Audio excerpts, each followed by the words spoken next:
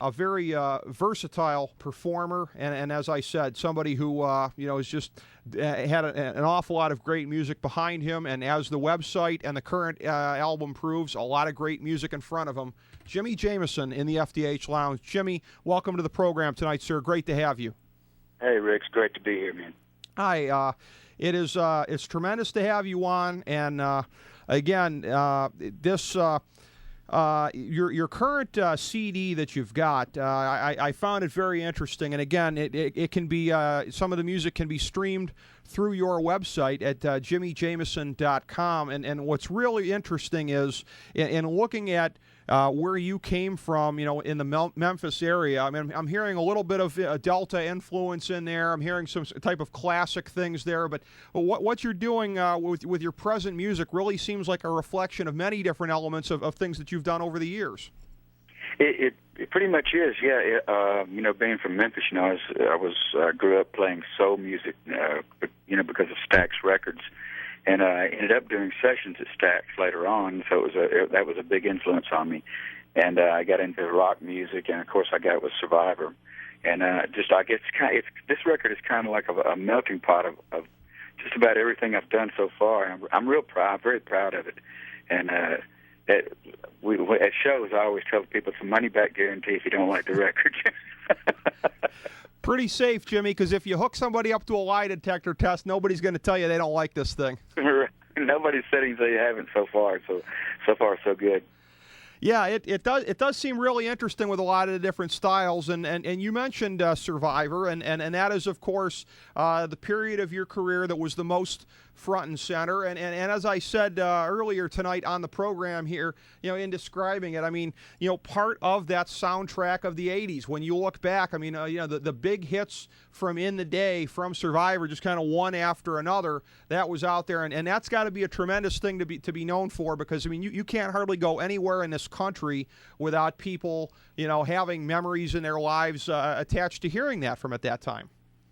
Yeah, it's so great when somebody comes up to me at a show or something and says, thank you so much. I remember exactly what I was doing when I heard that song, or I proposed to my wife while while Search Is Over was playing, or something like that. That means so much to me when people do that. It's really fulfilling. Oh yeah, it has to be. Really a rewarding thing for you here. What was very interesting, too, and I know Wikipedia is not always accurate here, but I'm going to ask you about something that was said on here. It said that initially, because of the stylings of Target and Cobra and what you were used to and rocking out a little bit harder, it said that you initially had some misgivings about that, whether it would work for you stylistically. Is that the case? Yeah, pretty much. That's pretty much hits the nail on the head. I wasn't sure when I went up and auditioned with Survivor, and it was the music was a lot lighter than I was used to doing, because I just gotten out of a rock band called Target, and we had 2 records on A&M, and then I got with a band called Cobra, and we had a semi-heavy metal record on Epic Records, and it was kind of melodic heavy metal. It wasn't really, screaming heavy metal. But that's the kind of stuff I was used to doing at that time. And then all of a sudden I got kind of culture shock when I went up to Chicago and started doing the pop songs, and I wasn't sure if it was going to work out. And then I got, so I went and got the rest of the Survivor records, and I started listening to the rest of the songs that Jim Peter had written, and I said, wow, these guys are really good. He's a really good writer. So the first time I heard High on You on the radio about 10 times in one day, I knew everything was going to be fine. It did work out, yeah. What's really interesting, from what your impression was at the time and wondering if it would work for you, to now, when you and I are talking in 2009 about this solo album that you've got and the meshing of all of this, it probably turned out to be a tremendous blessing for you, did it not? Because, again, that's one more piece of the melting pot. Oh yeah, it definitely did. It definitely added to my outlook on music. It changed it changed somewhat the way I looked at music being in Survivor. I learned how to be a better songwriter from being in Survivor, as a matter of fact, and it definitely was a blessing. you know, you had that tremendous run in the heyday of the band, and then you got to experience it again here in this past decade. What were the circumstances when you got back together with the band and got to go out and experience it again on the road? Well, I got back with the band. I guess it was actually it was just me and the guitar player, Frank Sullivan. We got back together, decided to put it back together in 2000. And I stayed with the band until about 2006 through the Reach album, Reach CD, and it was, I don't know, it was a lot of fun at first. You know, everything was going great, but you know, things changed as we started getting a little more notoriety and started our fame. The fame was sort of coming back a little bit. You know, things got a little strange, and it was like it was a partnership kind of thing, and it just didn't quite work out as a partnership. So I decided to go ahead and do my thing and let them go ahead with the Survivor. Well, a lot of things just end up running their course. I know what you mean with that. Yeah. You know, it sounds like that was the case. But what's really interesting, you go from that type of collaboration to, my understanding is that on this album here, you've had some really interesting collaborative things with some really diverse different forces in music. Oh yeah, all my friends. I've made so many friends over the years since I left Survivor. I'm playing with a lot of different lead singers who had hits in the 70s, 80s, and 90s. You know, and we're all it's almost like a fraternity now, and we get together, we write, and we play, and it's a wonderful thing where what used to be competition is now a brotherhood kind of thing with all these great lead singers like Mickey Thomas and Bobby Kimmel from Toto and Don Barnes from 38 Special, and you know, just a whole list of guys. You know, and we're always like a brotherhood now, and we stay in touch constantly, and it's a great thing. It really is.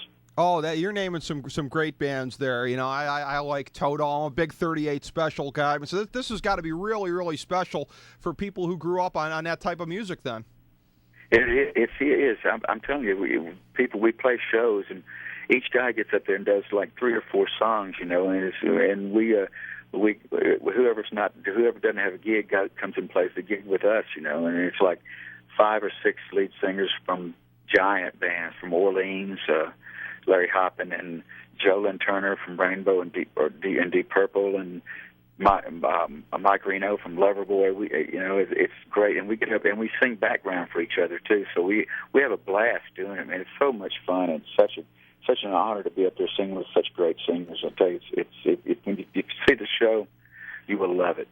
Well, you've got that going on, and what I think is very commendable as well here in looking at this is that you definitely have also been somebody who's really given back a lot, whether it be with the Rockin' Christmas Fund that you've had going on here, some of the work with Make-A-Wish, but what have been some of the projects you've worked on along those lines here? This Rockin' Christmas Fund, I know, is an annual thing that you've got going.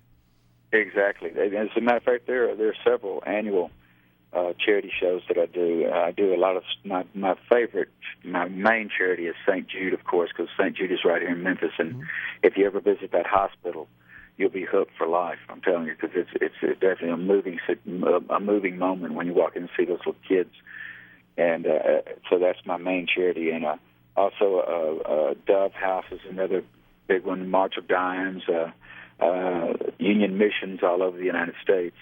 And just a whole, you know, I'm a sucker. When they want to do a charity, they say, call Jamison, he'll do it. And I can't say no, you know. How can you say no to something like that? Well, you know what? I mean, God bless you. That's great work that you're doing there, and there's no question of how much it's appreciated by the people who are benefiting from it. And you know, when you talk about Memphis, I guess. Obviously, a lot of people will think of, they'll think of music, they'll think of ribs perhaps and barbecue and stuff, and there are a great many of us that will gravitate in our minds to the great Memphis wrestling circuit, and one of the most notorious ones in the country, Tennessee wrestling over the course of the last couple of decades, and our producer tells us that you're friends with a couple of the key players there over the course of the last decades. So I'm wondering how many different things you had a front seat for over the years, whether it be any of the stuff with Andy Kaufman, the Tupelo concession stand brawl. I mean, how much of that stuff did you get to see up close? I got to see it. Well, I didn't get to see the Tupelo concession stand brawl up close, but Jerry Lawler is a really good friend of mine.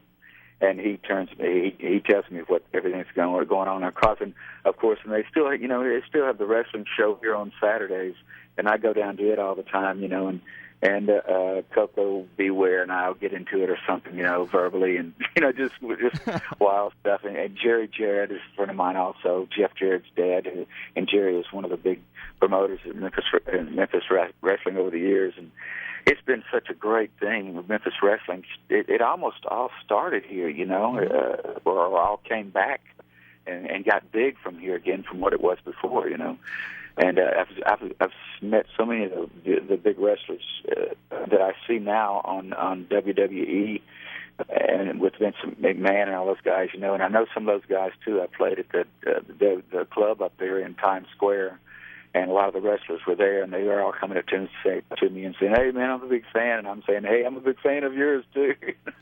Really, you played at WWE New York. See, that's very interesting because it's a small world. Because one of our good friends at the station here is a gentleman that owns a place in town called Harpo's Sports Cafe, who was the operator at the WWE or WWF New York back in the day.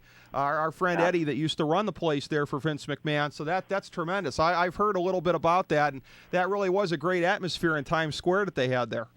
Man, it was such a great. It was. I wish. I don't think it's there now, is it? But No. It was so great. I was honored to go there and be able to do that. Because I've been such a fan of wrestling for so long that it was kind of strange walking in there and all these big time wrestlers are there, and stuff, and of course all the radio people were there, all the press people were there, and everything. And Dennis DeYoung was there; he did it with me, and just all kind of stars and all the big wrestlers. But all the music guys came second to the wrestlers as far as I was concerned.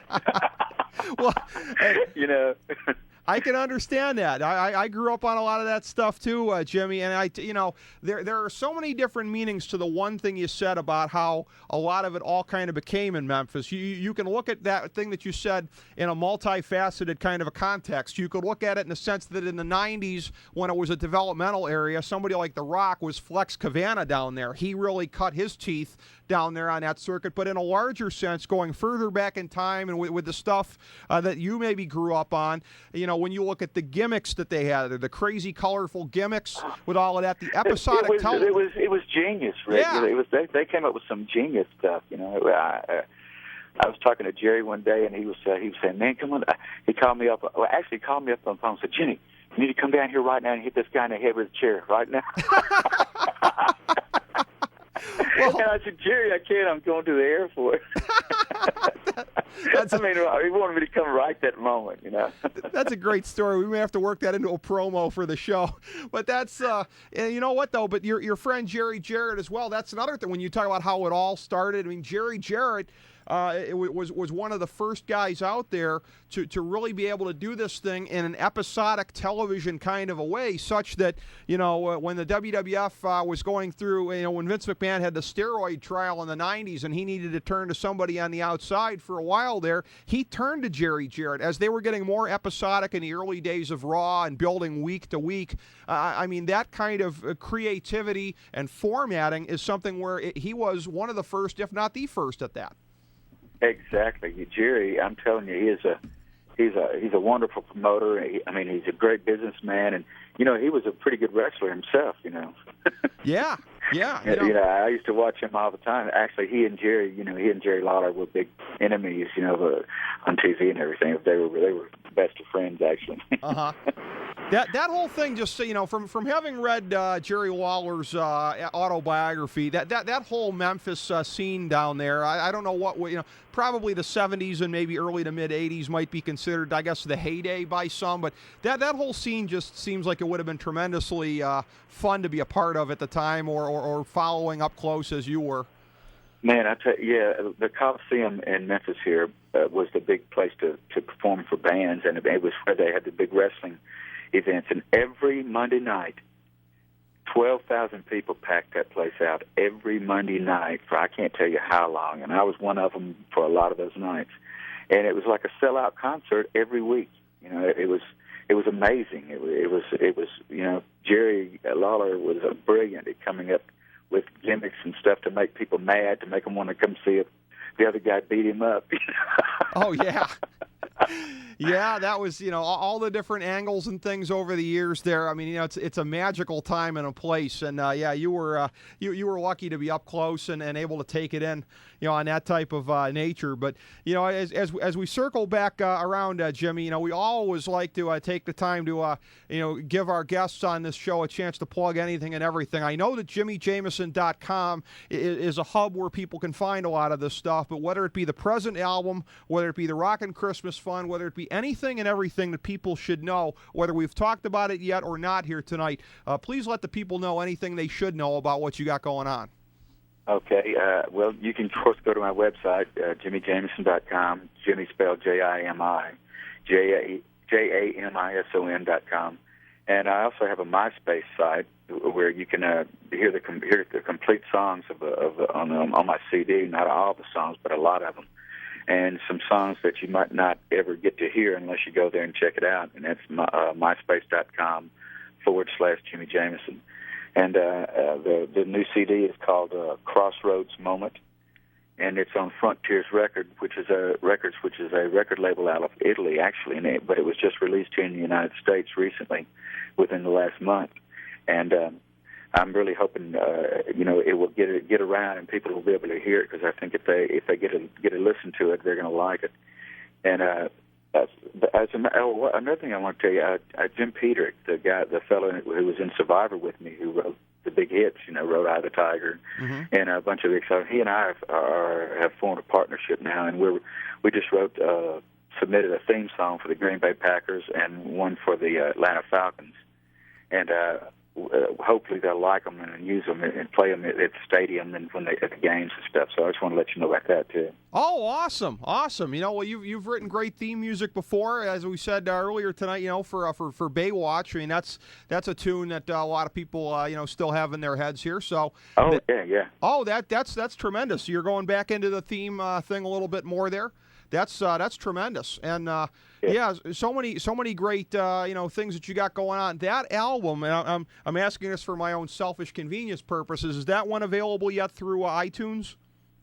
No, it's not, and I really don't understand why it's not. But it's available at cduniverse.com, and it's available at Amazon.com. Okay. And I've got Italy is a long way from here, so it's kind of hard to communicate with them. So I've got to find out why, if it's going to be on iTunes or not, or when it's going to be on iTunes. That's the wonder of the internet, though. You know what, Jimmy? As long as it's those places, we can still get our hands on it.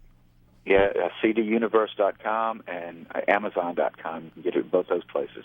And I believe there's a chain of record stores called Spin Records around the United States, and I believe it's available in those also. Excellent. I'm glad you clarified so people can know where they can find this, because, again, like I said, anybody can go on and hear a little bit of a sample on your site here and get a read of what we're talking about, this great, as you said, melting pot just of all these different influences in your life and your career and everything, maybe in many ways sort of culminating in this album. It's a great one. It's very exciting, and we certainly hope that it gets all the success that it deserves. And again, it lived up to it, Jimmy. We knew we'd have fun talking to you. It was tremendous for us, and we'd be very honored if we could do this again with you sometime, sir. Hey, Rick, it's my pleasure. It's a blast. I don't want to hang up. I got a lot more stuff to tell you. But anytime, I'd love to be on the show.